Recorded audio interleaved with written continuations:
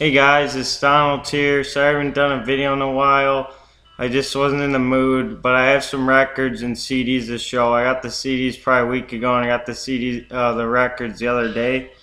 Um, I just wasn't really in the mood, and I was kind of like getting out of the mood of listening to music. And then when I would just get kind of bored of it.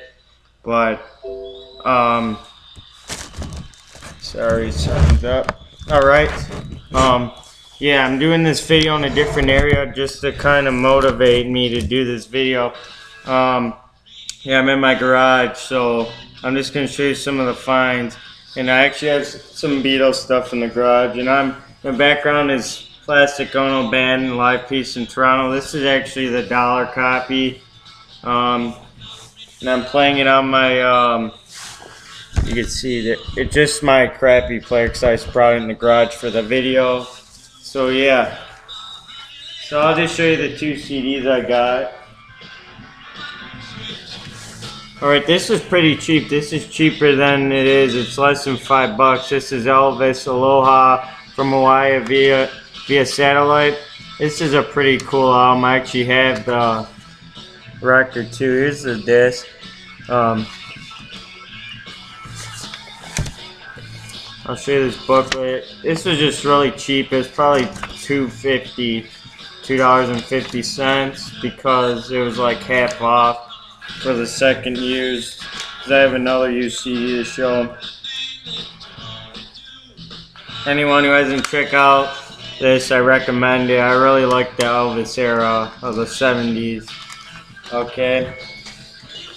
And the other CD I got is Jimi Hendrix. It's a Jimi Hendrix anthology, West Coast Seattle Boy. I just mostly got this because like it was really cheap. It was probably $8 and it looks brand new, but it was used obviously. I kind of wish though I got the deluxe, or at least if they had it, disc 1, because disc 1 of the original anthology for this, I believe, is like all his rare like 60s recordings from like 64 to 66. It's like with Little Richard and Ozzy Brothers, stuff like R&B and all that. But unfortunately, this is just a cut down of the entire anthology series of it. This is only the Experience era, so it has like Fire and her Experience and some other rare recordings, but this is pretty cool to get. I heard Fire and I believe it sounds pretty similar to the original, but here's the disc. And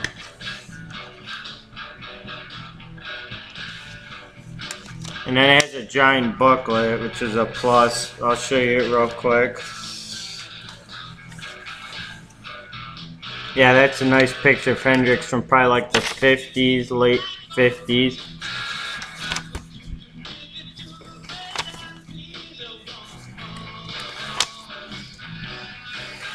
Yeah, sorry I haven't done a video in a while. I just wasn't in the mood, like I said, and I was kind of losing it with music. I was just kind of getting out of the mood of it. Now whenever I listen to it, I just wouldn't feel anything, and then I just didn't feel like playing anything. But I decided to do it in a different area to kind of get me in the mood. So it's like a little more exciting doing it in a different area. So I'm doing it in the garage just for fun. So yeah, at least it motivated me to do a video for you guys. And I apologize. So those are 2 CDs I got, and I'll show them again real quick if you forgot. So yeah, pretty cheap. Okay, now I'll show you the records. I got a couple albums the other day. The first record I want to show though, I kind of regret a little bit getting it because I don't really like it that much. I played it twice and I heard some songs on YouTube, but I can't really get into it, but I guess I'm keeping it for nostalgia, or if I eventually get into it. But this was brand new, this record here. It was a reissue. It was like 20-some bucks, but I just got it because I heard about them. People all over Instagram were saying they're great, and like I said, it was a hard time getting into them. But anyway, it's MC5 first album. It's the live album too. Kick Out the Jams.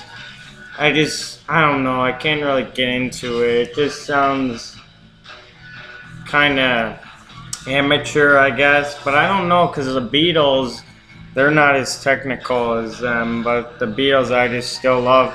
Like, I really like this, John Lennon's live things. It doesn't sound as crazy. It sounds somewhat similar to this album, but this album just sounds kind of sloppy, in my opinion. I don't know. I just couldn't get into it. And then actually from listening to this album kind of got me not wanting to play any music for some odd reason. I don't know what's going on there, but I'm starting to get back into music now, right now. But I'll show you the record. It's a reissue, like I said. It's on the Elektra, I think that's what it's called. But this record actually slightly warped, but it doesn't make a difference on the play. But like I said, I played this twice. It's not horrible, but I just can't really get into it. I just kind of get bored listening to it a little bit. But still a great album in history nonetheless. Okay, now I'll show you what I got here, other ones. Yep, another copy of Zeppelin 1. On Monday, I think, was the birthday for this. How many years? I don't know. It came out in '69. Yeah, this is my third copy overall. I believe this is an original. It has an Atlantic inner sleeve in here. It's actually in pretty good looking shape, so that was nice to get. It was pretty cheap, probably like $8. It's one of my favorite albums ever, so I just had to get it.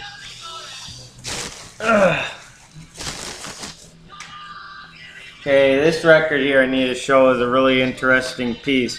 I don't necessarily am like interested on the music, even though I like it. I'm just not interested to really get the album. I have another copy. I got a US pressing, but this, I just got this because it was what this is here. It's $6. You could tell me, just, you see anything different with this?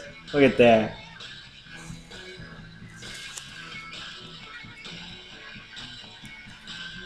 Yeah, it's like a Japanese or Chinese pressing of this. It's pretty cool because I don't have any albums, I don't think, like this. It's actually, the inner sleeve is just like the paper, and it has plastic like holding it together here. There's like no back, there's like no spine here, and no top, I don't think. So they have like the plastic holding the jacket together. So there's no inner sleeve really. But look at that. It's like $6. It's pretty cool to get. It skips at the beginning, skips on Space Intro. Turn that up a little bit. Yeah, but overall it's pretty good shape. It just skips on the Space Intro, probably from the mixing or something, because it doesn't sound bad. I guess it just skips from like the piano or something making the effects. That's a really cool find. Okay, I'm gonna put these, I don't want to ruin them. So now a lot of space in here. Okay, this record was pretty cool to get. Unfortunately it's not an original, but here it is. Creedence Clearwater Revival, their first album. I didn't notice until like after I got it there's a barcode, but this is really cool. I almost didn't see this. It's a nice piece to get. I actually heard some of it's pretty good. Of course, like Susie Q and I Put a Spell on You. I still need to hear it more.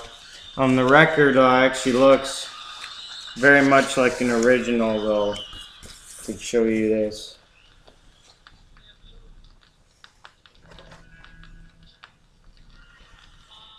Yeah, it's slightly warped, this one too, but this actually, it doesn't affect the play once again. This was probably like $9. And it actually comes with something, which is pretty neat. So you can tell this is not an original. Here, it has a finger, I'm guessing from the 80s. I guess that's the original price. Someone had duct tape on that. I guess it was on the original plastic. So this is that's cool. Alright. So I have one more record to show. This will be like the grail of the day. I'm just pretty happy to get this record. I'll show you in a minute. That record just skipped the John Lennon record. But it was $1. I don't care. I'll deal with it some other time. I have another copy anyway of that John Lennon record. Okay, this is really nice to get. I have 3 copies of this record now. It's really nice to get. Waiting for the Sun. This was $11, and I did not know this because I always kept seeing copies of this album like probably 5 times going to the record store. Eventually, I always look in there and it always comes up the same label, but then when I looked in here, finally came to the day. Finally an original. I believe this is, you can see right there. It actually plays pretty good. I played some of it. But unfortunately, I was not really in the mood. Like I said, from playing MC5, they kind of drowned my listening for music. Not literally hurting them, but I just didn't feel in the mood. So when I was playing this, I didn't really go out crazy. Even though it's a good album, I was just really hearing if it plays good. So I'm starting to get into music again right now. But anyway, that was nice again. I hope you can understand what I was saying. I don't know why I was getting out of music for whatever reason. Probably the MC5 or just a random day happening. But this has been for a few days. But I'm starting to get back again from playing Who. I was playing some Who and getting really into their stuff today. And this is really nice. So yeah, those are all my finds here. These 5 records and the CDs. So yeah, I was just doing it in a different environment, I guess, different setting. I'm in my garage. I have a poster from my room at my dad's house because I moved here to my mom's a couple months ago, full time. So yeah, and I just have a random picture here. Yeah, so I hope you enjoyed these finds. I apologize for not doing a video. And I can hear some skipping on this old record here. Yeah, it's a piece of crap record, and yeah, I have another copy anyway. It's just $1 copy. I'm just playing for fun because I'm using a crappy Crosley turntable. So, yeah. Anyway, thanks for watching, and bye.